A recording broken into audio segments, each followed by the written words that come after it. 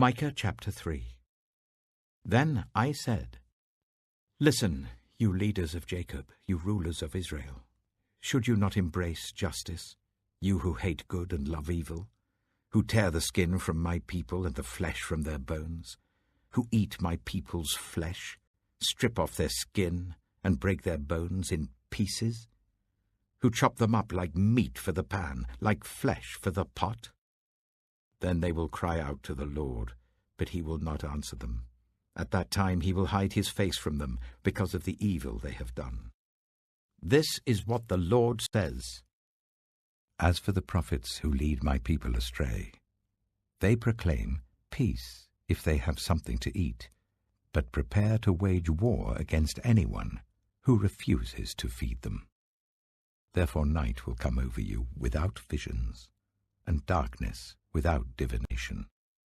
The sun will set for the prophets, and the day will go dark for them. The seers will be ashamed, and the diviners disgraced. They will all cover their faces, because there is no answer from God. But as for me, I am filled with power, with the Spirit of the Lord, and with justice and might, to declare to Jacob his transgression, to Israel his sin. Hear this, you leaders of Jacob, you rulers of Israel who despise justice and distort all that is right, who build Zion with bloodshed and Jerusalem with wickedness. Her leaders judge for a bribe, her priests teach for a price, and her prophets tell fortunes for money. Yet they look for the Lord's support and say, Is not the Lord among us? No disaster will come upon us. Therefore, because of you, Zion will be plowed like a field, Jerusalem will become a heap of rubble, the Temple Hill a mound, overgrown with thickets. Micah chapter 4. In the last days, the mountain of the Lord's temple will be established as the highest of the mountains. It will be exalted above the hills, and peoples will stream to it. Many nations will come and say, Come, let us go up to the mountain of the Lord, to the temple of the God of Jacob. He will teach us his ways, so that we may walk in his paths. The law will go out from Zion, the word of the Lord from Jerusalem. He will judge between many peoples, and will settle disputes for strong nations far and wide. They will beat their swords into plowshares, and their spears into pruning hooks. Nation will not take up sword against nation, nor will they train for war any more. Everyone will sit under their own vine and under their own fig tree, and no one will make them afraid, for the Lord Almighty has spoken. All the nations may walk in the name of their gods, but we will walk in the name of the Lord, our God, for ever and ever. In that day, declares the Lord, I will gather the lame. I will assemble the exiles and those I have brought to grief. I will make the lame my remnant, those driven away a strong nation. The Lord will rule over them in Mount Zion from that day and forever. As for you, watchtower of the flock, stronghold of daughter Zion, the former dominion will be restored to you. Kingship will come to daughter Jerusalem. Why do you now cry aloud? Have you no king? Has your ruler perished, that pain seizes you like that of a woman in labor? Writhe in agony, daughter Zion, like a woman in labor, for now you must leave the city to camp in the open field. You will go to Babylon. There you will be rescued. There the Lord will redeem you out of the hand of your enemies. But now many nations are gathered against you. They say, Let her be defiled, let our eyes gloat over Zion. But they do not know the thoughts of the Lord. They do not understand his plan, that he has gathered them like sheaves to the threshing floor. Rise and thresh, daughter Zion, for I will give you horns of iron, I will give you hooves of bronze, and you will break to pieces many nations. You will devote their ill-gotten gains to the Lord, their wealth to the Lord of all the earth. Micah chapter 5. Marshal your troops now, city of troops, for a siege is laid against us. They will strike Israel's ruler on the cheek with a rod. But you, Bethlehem Ephrathah, though you are small among the clans of Judah, out of you will come for me one who will be ruler over Israel, whose origins are from of old, from ancient times. Therefore Israel will be abandoned until the time when she who is in labor bears a son, and the rest of his brothers return to join the Israelites. He will stand and shepherd his flock in the strength of the Lord, in the majesty of the name of the Lord his God.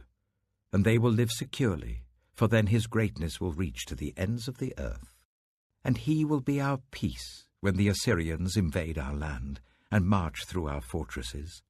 We will raise against them 7 shepherds, even 8 commanders, who will rule the land of Assyria with the sword, the land of Nimrod with drawn sword. He will deliver us from the Assyrians when they invade our land and march across our borders. The remnant of Jacob will be in the midst of many peoples like dew from the Lord, like showers on the grass, which do not wait for anyone or depend on man. The remnant of Jacob will be among the nations in the midst of many peoples, like a lion among the beasts of the forest, like a young lion among flocks of sheep, which mauls and mangles as it goes, and no one can rescue. Your hand will be lifted up in triumph over your enemies, and all your foes will be destroyed. In that day, declares the Lord, I will destroy your horses from among you, and demolish your chariots. I will destroy the cities of your land, and tear down all your strongholds. I will destroy your witchcraft, and you will no longer cast spells.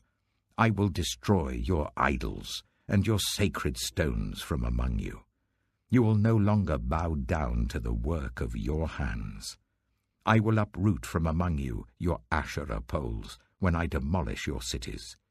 I will take vengeance in anger and wrath on the nations that have not obeyed me. Psalm 144. Praise be to the Lord my rock, who trains my hands for war, my fingers for battle. He is my loving God and my fortress, my stronghold and my deliverer, my shield in whom I take refuge, who subdues peoples under me. Lord, what are human beings that you care for them, mere mortals that you think of them? They are like a breath, their days are like a fleeting shadow.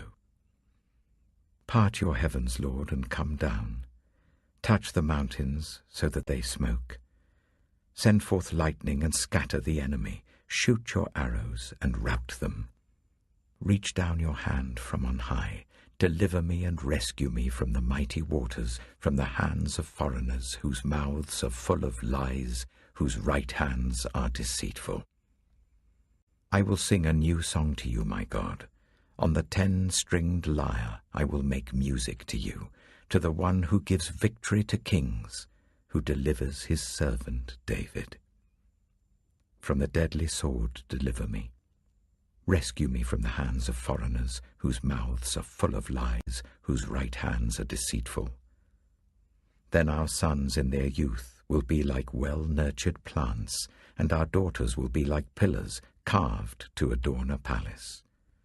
Our barns will be filled with every kind of provision. Our sheep will increase by thousands, by tens of thousands in our fields. Our oxen will draw heavy loads. There will be no breaching of walls, no going into captivity, no cry of distress in our streets.